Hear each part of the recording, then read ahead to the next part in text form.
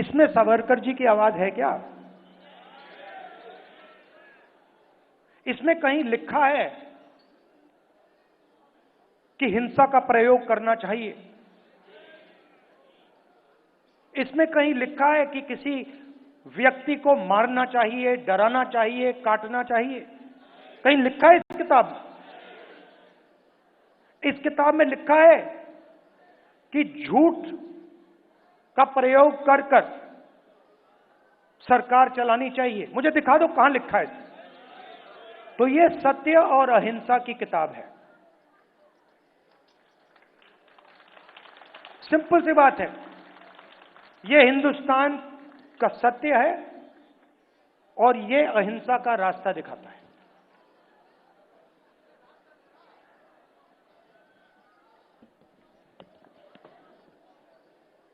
कुछ दिन पहले तेलंगाना में हमने कास्ट सेंसस का काम शुरू किया।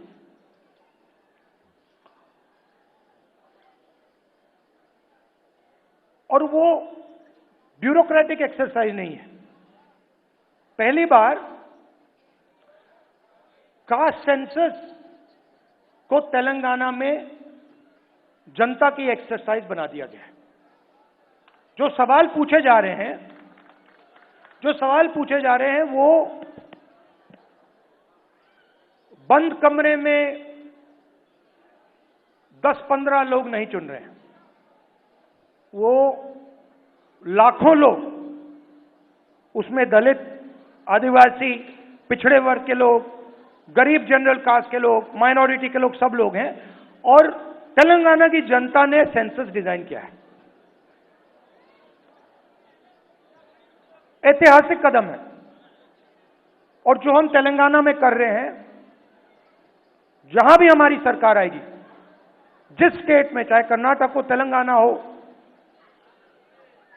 और आने वाले समय में जहां भी हमारी सरकार आएगी, हम उसी प्रकार से जाति जनगणना को करेंगे।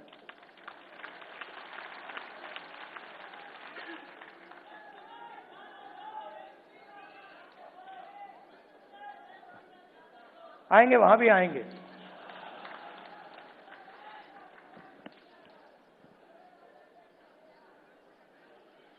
जाति जनगणना क्यों?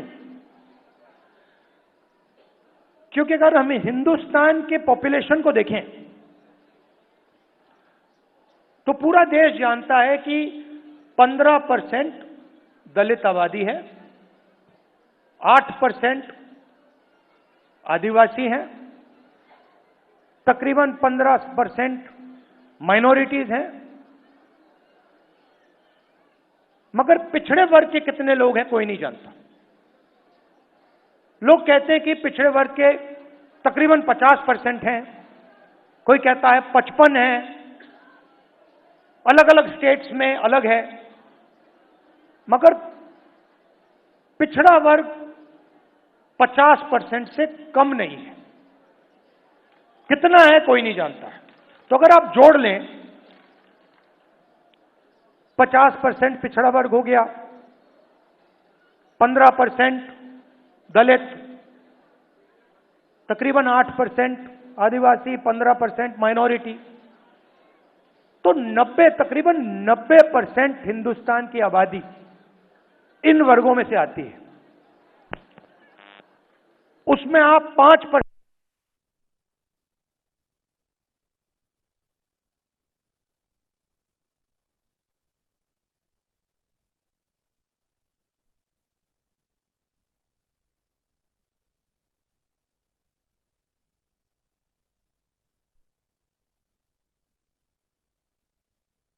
ऐसे ही होता है। मैं आपको बताता हूं, जो भी इस देश में 3000 साल से जो भी दलितों की, आदिवासियों की, पिछड़ों की, गरीबों की बात करता है, उसका माइक ऑफ हो जाता है। माइक ऑफ हो जाता है। आपने देखा होगा, मुझे कहा, जब माइक ऑफ हो गया तो मुझे कहा, काफी लोग आए और उन्होंने कहा जाके बैठ जाइए। मैंने कहा मैं नहीं बैठूंगा, मैं खड़ा रहूंगा। मुझे नहीं बैठना। माइक जितना ऑफ करना है करो, मुझे जो बोलना है मैं बोलूंगा।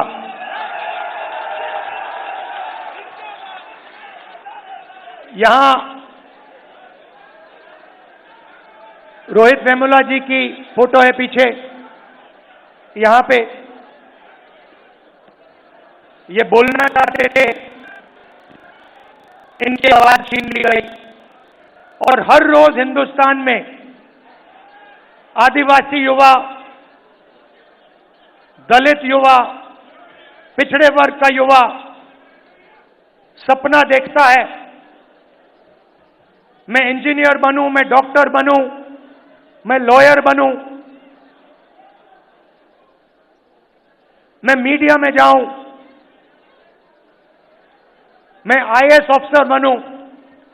मगर सच्चाई यह है कि इस देश का पूरा सिस्टम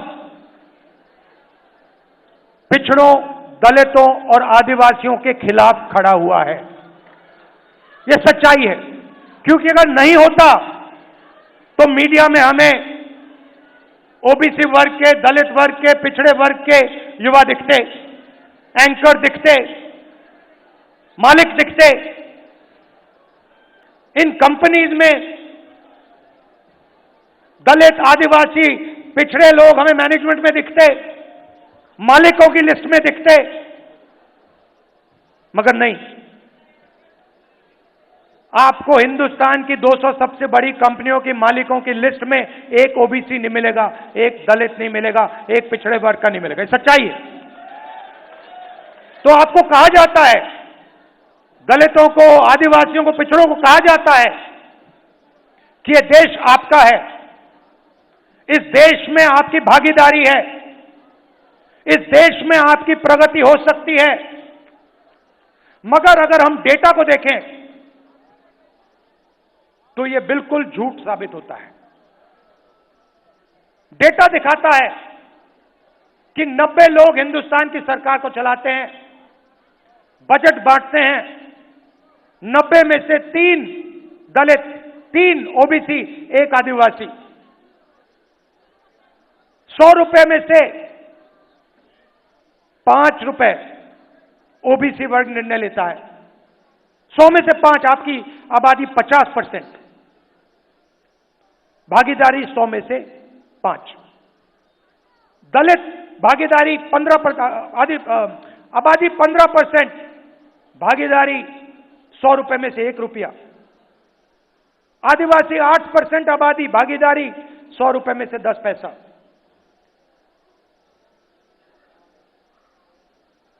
आपके सामने दीवार खड़ी हुई है और आप जानते हो, और आप इस बात को गहराई से समझते हो। समझते हो नहीं समझते हो?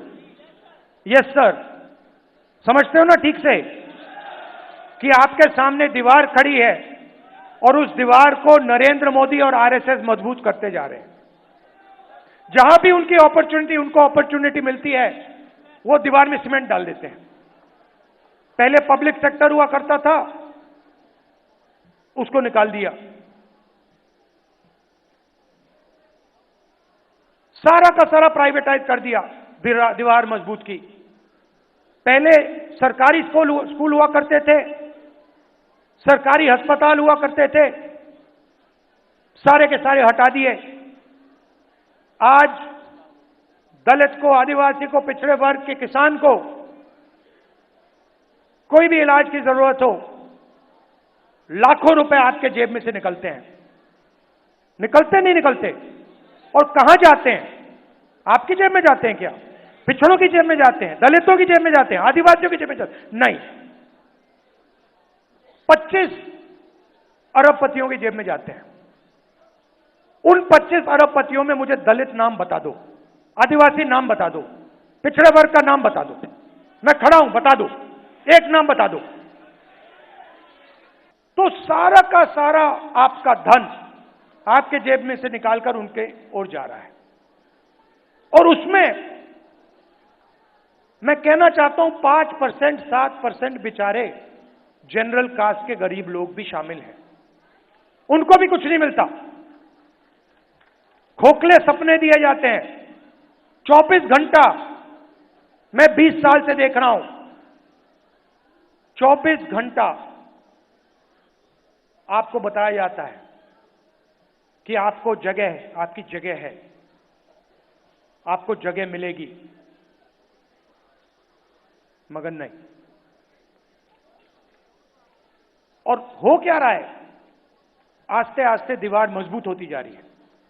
पहले यूपीए की सरकार थी, मनरेगा दिया, जमीन का अधिकार दिया, भोजन का अधिकार दिया, पैसा कानून दिया, वो दीवार को कमजोर करने के तरीके थे।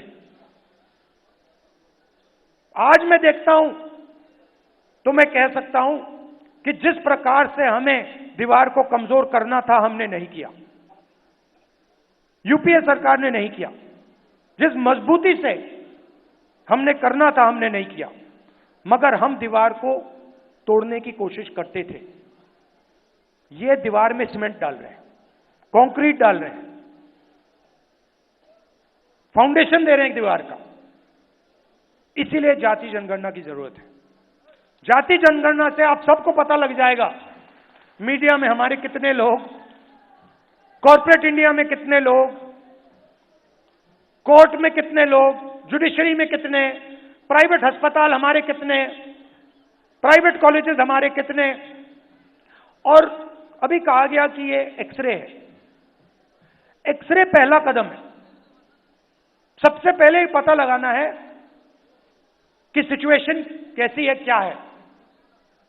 हमें मालूम है कि दलितों को, पिछड़ों को, आदिवासियों को, गरीब जनरल कास्ट के लोगों को, माइनॉरिटीज को दर्द हो रहा है, वो दिख रहा है, सबको दिख रहा है।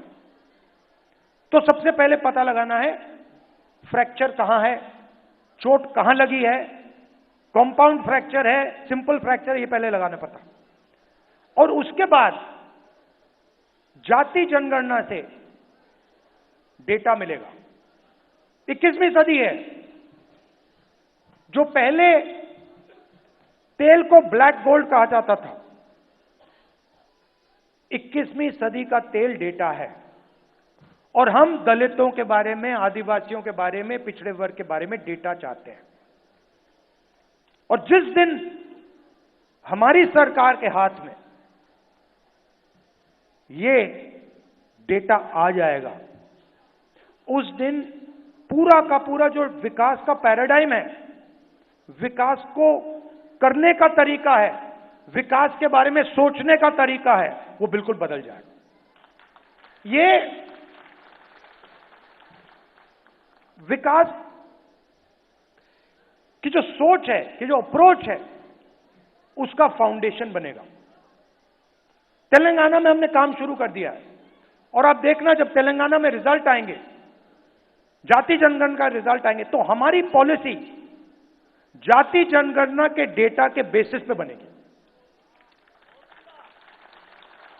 और इससे बीजेपी डरती है।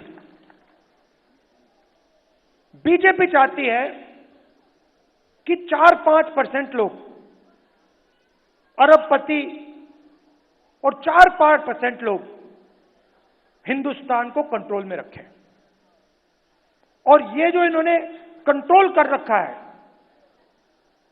जो इसको ये खत्म करने की कोशिश कर रहे हैं,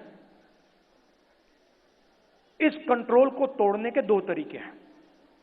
एक जाति जनगणना और दूसरा रिजर्वेशन को 50% से ज्यादा करना। तो इसमें हम लगे हुए हैं। तेलंगाना में हमने किया, कर्नाटक में किया, और जहां भी हमारी सरकार आएगी, हम दलित, आदिवासी, पिछड़े वर्ग, गरीब, जनरल कास्ट, माइनॉरिटीज का डेटा निकालेंगे और पता लगाएंगे कि विकास में उनकी क्या हिस्सेदारी है, हिंदुस्तान के फ्यूचर में उनकी क्या भागीदारी है, क्या भागीदारी होनी चाहिए। ये हमारा लक्ष्य। और मैं आपको बता रहा हूं, बीजेपी कुछ भी कर ले, आरएसएस कुछ भी कर ले, जाति जनगणना और 50% का जो रिजर्वेशन का बैरियर है, इन दोनों को हम खत्म करके देंगे। नेशनल लेवल पे मैं आपको कह रहा हूं, मैंने लोकसभा में कहा है, मैंने वायदा किया है, वहां पे इस कॉन्स्टिट्यूशन पे वायदा किया है कि जाति जनगणना को हम इसी लोकसभा में पास करके दिखाएंगे। क्यों? क्योंकि हम ये जो संविधान है इसकी सोच की रक्षा करना चाहते हैं। हम चाहते हैं कि जो इसमें लिखा है कि हिंदुस्तान के सब लोग एक समान हैं, one man one vote, equality, fraternity, उसके लिए हम लड़ रहे हैं और ये काम हम पूरा करके आपको देंगे। मैं चाहता हूं, यहां आपने मीटिंग की, मैं चाहता हूं कि जाति जनगणना का जो मैसेज है और 50% रिजर्वेशन का जो मैसेज है, आप सब हिंदुस्तान के गांव-गांव में, हर शहर में, हर सड़क में आप जाके फैलाओ। जहां भी आप जाओ, आपका एक ही मैसेज होना चाहिए, इस देश में 90% लोगों के साथ अन्याय हो रहा है, रोज हो रहा है, हर रोज हो रहा है, हर मिनट हो रहा है। और अन्याय को खत्म करने का तरीका जाति जनगणना और रिजर्वेशन को 50% से आगे बढ़ाना है। धन्यवाद।